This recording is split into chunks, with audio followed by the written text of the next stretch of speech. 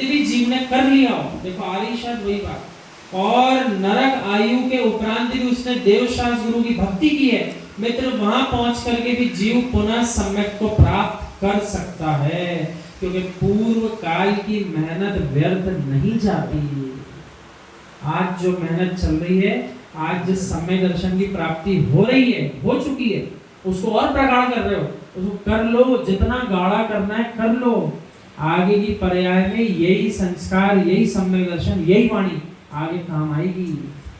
आज जिसको अपने लोटे भरना हो भर भर के रख लो, बाद में जब सूखा पड़ेगा यही लोटे भरे हुए जल का पान करना पड़ेगा। ऐसा कह रहा है। तो यहाँ कहा नारकियों के बीच में रह करके भी वो कर्मों की असंख्यात गुण श्रेणी निर्जरा करने वाले भव्य जीव हैं। आ गई हमारी बात, हम जो भी बोल रहे थे वो बात और स्पष्ट हो गई। नारकियों के बीच में रहने के बाद भी कर्मों की असंख्यात गुण श्रेणी निर्जरा चल रही है भव्य जीव की। कंडीशन है भव्य जीव की।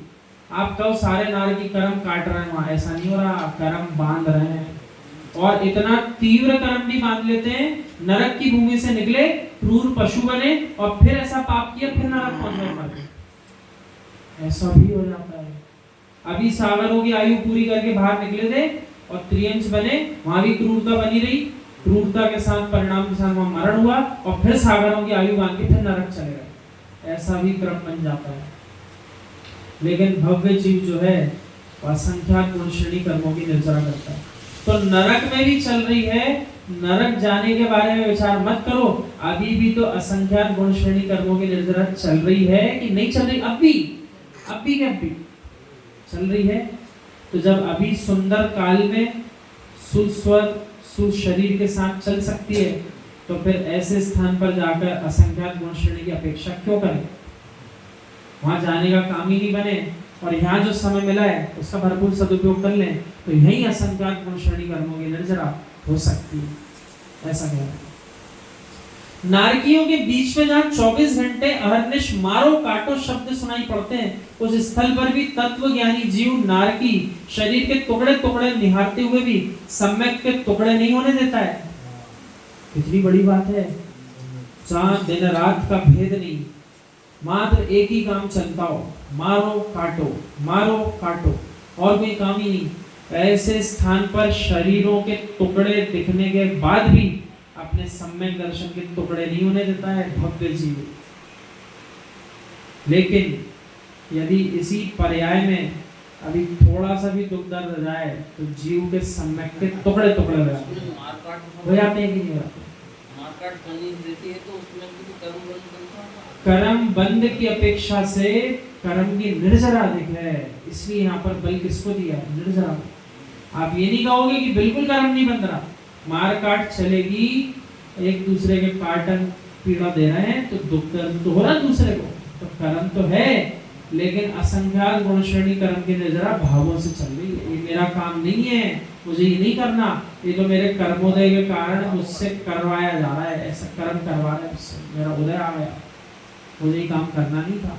और दूसरे नारकी जी, उनको ये भाव ही नहीं आ रहा, उनको तो आनंद आ रहा है, इसको भी काट दिया, इसको भी काट दिया, इसको मारूंगा, तो इसमें आनंद मना रहा है। और ज्ञानी जीव दुखी है इस बात से, कैसे आ गया है, क्या ऐसा पाप करा कि मुझे यहाँ आना पड़ा, अब मैं जल्दी से यहाँ से चला जाऊं, दोबारा मुझे कभी यहाँ ना आना पड़ जाए, भगवान बन जाऊं, ऐसे परिणाम चलते हैं।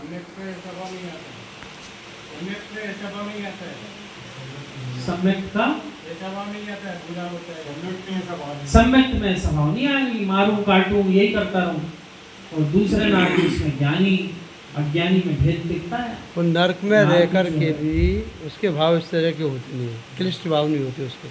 अब जैसे तीर्थंकर प्रवृत्ति का जिस जीव का बंध है वो नरक में है, लेकिन उनके जो भाव रहते हैं वो इस तरह के नहीं होते। ये लिखी पंक्ति, वहां नरक पर भी अपने स्वरूप की अनुभूति का वेदन कर लेता है, उस स्थान में भी, यानी स्थान कोई भी हो, लेकिन वो यदि ज्ञानी जीव है तो अपने स्वरूप की अनुभूति उसका वेदन कर लेता है।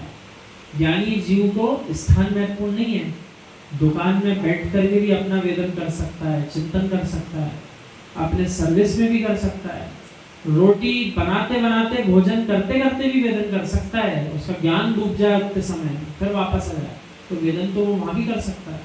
लेकिन हे जीव, नरक का नारकी कर्मों की असंख्य गुण श्रेणी निर्जरा कर रहा है, वहां बैठा कैसे? अरे जीव, बिना तपस्या किए तुझे लाभ मिल रहा है, क्यों छोड़ रहा है? तो उसके लिए कह रहा है कि देखो, जब नारकी जीव तक वहां कर्म की निर्जरा कर रहा है और आपको मात्र यहाँ बैठ करके भी उसी कर्म की निर्जरा हो रही है, तो फिर कह रहा है कि आप इस बात को, इस प्रसंग को छोड़ते क्यों? बैठ करके मात्र सुनना है, सिर्फ यहाँ आकर के, उससे असंख्य गुण श्रेणी कर्म की निर्जरा हर क्षण चल रही है, लेकिन जीव आकर के बैठ भी नहीं पा रहा, तो कहाँ काटेगा, कहाँ जाकर नहीं काटेगा? और एक बात और विशेष समझना चाहिए, एक क्षण का ज्ञान लगा जनवाणी सुनने में, असंख्य गुण श्रेणी कर्मों की निर्जरा हो गई, लेकिन यदि वही भावों की विशुद्धि एक क्षण की जगह क्षण भर क्षण बढ़ती चली जा रही, लगातार विशुद्धि बनी रहेगी, तो कर्मों की निर्जरा की गति भी द्रुततम बढ़ती चली जाती है, एक जैसी नहीं रहती। ये भी समझ लेना। और जहां आपने ज्ञान यहाँ वहां भटकाया, अरे अब कौन आ गया, अरे किसका फोन बजा, आपने अपने ज्ञान में आवरण डाल दिया, बीच में आपने ज्ञान में आवरण डाल दिया। अब पुनः आपको वही जीरो से शुरू करना है, फिर भावों की विशुद्धि बनाने के लिए प्रयास करना है। और जो बन गई थी उसको बनाए रखते, अपने काम पर केंद्रित रहते, हमें तो सुनना है और पढ़ना है, उसी पर ज्ञान बना रहता, तो हर क्षण कर्मों की निर्जरा बढ़ती चली जाती। अंतर मुहूर्त से जो मुहूर्त का काल आता है, 48 मिनट होने से जस्ट पूर्व का काल, इसलिए अंतर मुहूर्त कहलाता है। लेकिन लगभग वो 48 मिनट के काल वे वीतरागी श्रवण अंतिम समय में लगातार ध्यान करते, रुक रुक कर नहीं करते कि चलो आखिरी 40 मिनट की तो कर्म बचे हैं, तो एक काम करता हूँ 10 मिनट ध्यान करता हूँ, 5 मिनट का ब्रेक, फिर 5 मिनट हो गए तो 15 मिनट निकल गए, अब चलो 10 मिनट फिर ध्यान कर लेते हैं। नहीं, यदि वे 45 मिनट के कर्म का उदय बचा है तो वे 45 मिनट लगातार वे शुद्धोपयोग में लीन रहते हैं। इस बात को समझ लेना, डाउट नहीं रखना मन में। आओ उसी चीज को यहाँ अप्लाई करो। 48 मिनट को असंख्यात गुण श्रेणी कर्म की निर्जरा करने का प्रसंग आया। अब कौन सा जीव ऐसा है जो पूरे 48 मिनट असंख्यात गुण श्रेणी कर्म की निर्जरा करता रहा? तो कौन ऐसा जीव है जिसने कुछ मिनटों तो करी, कुछ मिनट पाप भी बांधा बैठे? क्यों? जहां इधर उधर ध्यान गया, आहा ऐसे तैयार हो क्या चला गया, ध्यान पर में, राग में चला गया, द्वेष में चला गया, अरे ये तो हमारा शत्रु आ गया। तो ऐसे सुंदर स्थान पर बैठ करके भी शत्रुता याद आ रही है, तो समझ जाना चाहिए मैं अशुभ उपयोग में पहुंच गया। और उस ज्ञान को भी पकड़ो। अब उस ज्ञान को पकड़ के दुखी मत हो, उस विषय को वहीं त्यागो और फिर आगे बढ़ जाओ। ये कला जैन धर्म ने सिखाई है। आप हमारी बात पकड़ पा रहे हैं या कठिन लग रही है? बात समझ में आ रही क्या? ठीक कह रहे हैं क्या?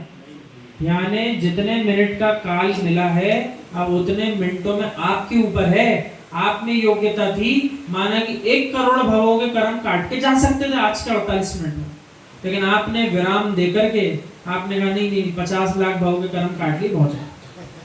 अब कितना नुकसान हो गया, कितने भवों का नुकसान करके गए आप यहाँ से?